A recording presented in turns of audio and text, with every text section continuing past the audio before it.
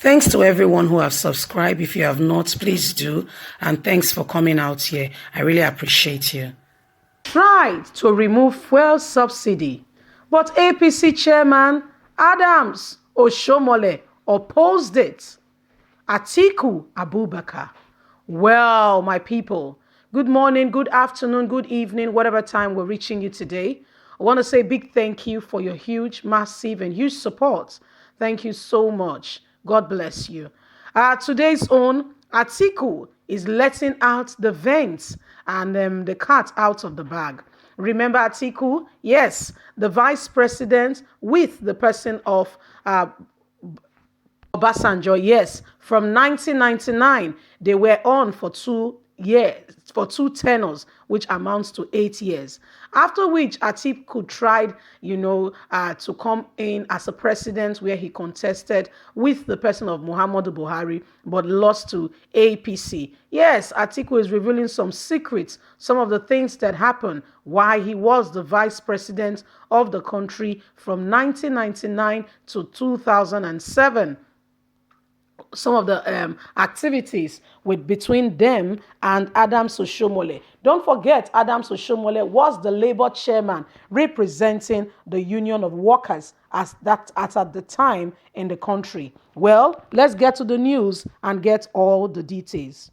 We tried to remove fuel subsidy, but APC chairman Adams Oshiomhole, he opposed it. Former vice president and presidential candidate of the People Democratic Party (PDP) in the 2019 presidential election, Alhaji Atiku Abubakar, has accused the national chairman of the All Progressive Congress (APC), Comrade Adams Oshiomhole, of opposing his attempt to fizzle out fuel subsidy when he was the vice president under Olusegun Obasanjo presidency from 1999 to 2007. And Oshiomhole was president of the Nigeria Labour Congress (NLC). Atiku, who took to his Twitter handle Atiku to make the clarification on Saturday evening while responding to a tweet by his media aide, Mr. Paul B., who initially raised the point, however, said that the administration managed to pause out diesel subsidy despite Oshiomhole's opposition. The Obasanjo government, in which I served, commenced a pause subsidy withdrawal. I was tasked with negotiating with the then NLC chairman and current APC chairman, who stood strongly against it, Atiku wrote.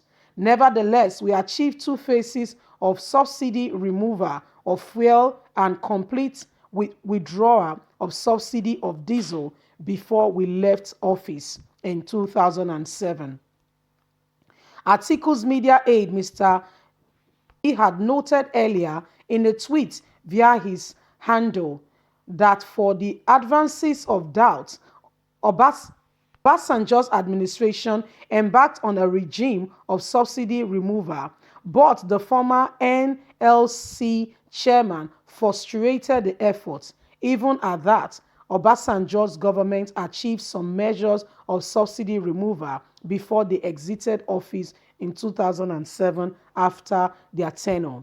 The fuel subsidy regime has remained a controversial issue in the country, with billions of Nigerian money being spent yearly on it. In 2012, former President Goodluck Jonathan announced its total removal, an action that jacked up fuel pump price to 95 naira per litre as at the time. But he was forced to reverse the decision following continuous opposition and protests by civil society groups. Upon coming to power, President Muhammadu Buhari announced partial withdrawal, which again moved pump price up, and he reinstated the subsidy. Well, my people, you don't hear the matter. They said the present chairman of APC, Adams Oshiomhole, who happens to be the then NLC chairman, talking about the National Union of Labor Workers then. When I knew Oshiomhole, when I could remember very well, he was somebody that was standing up for the masses under the rain, under the sun.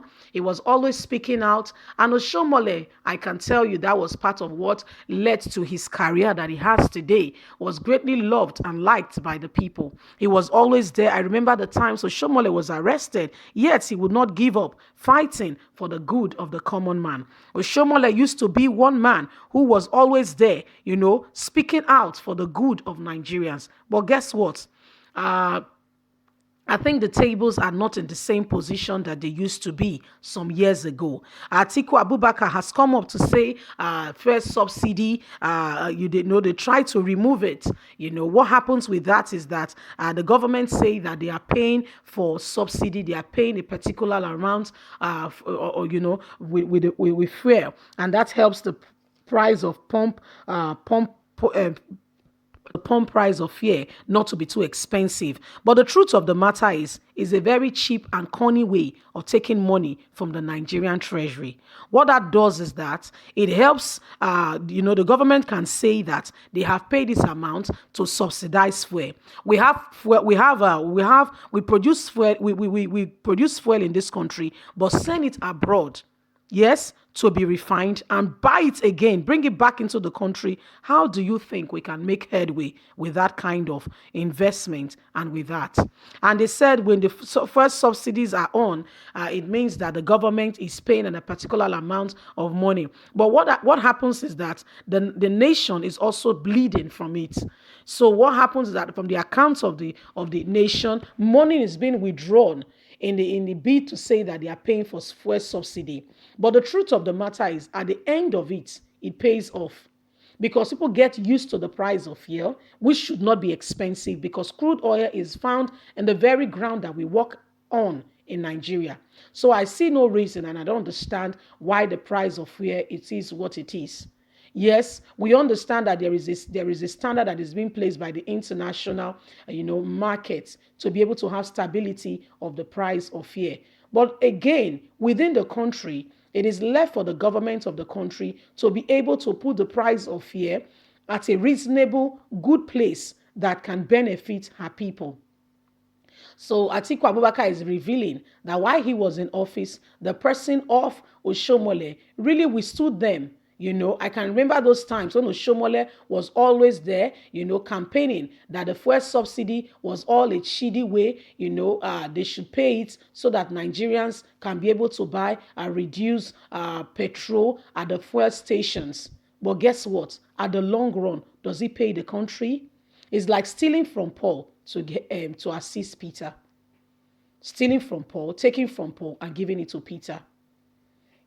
These things have to be properly looked at so that Nigeria can move forward as a nation. So some of the activities of Oshiomhole as the national chairman are beginning to come out.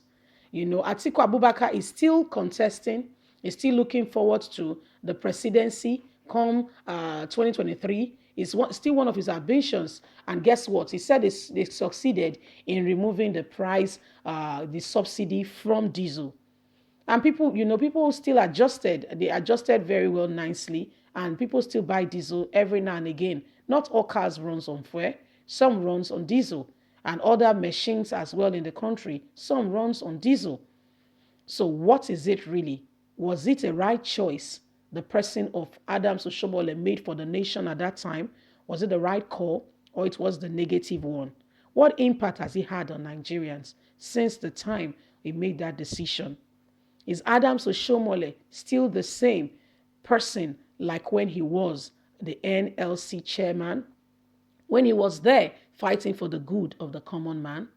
Are things still the same way? Or now that he has ascended up the throne to become a governor, 2 tenors, and apart from being a governor, he's now the chairman of the ruling party now in Nigeria?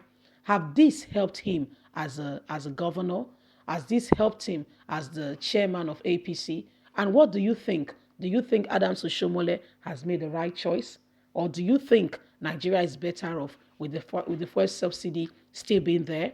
I remember one of the things that Buhari said when he came into power. One of the tricks he gave us that we fell for was that he was going to make sure that the first subsidy thing is out of the way, so that the economy, the finances of the country can be back on track. But still, he has not done anything.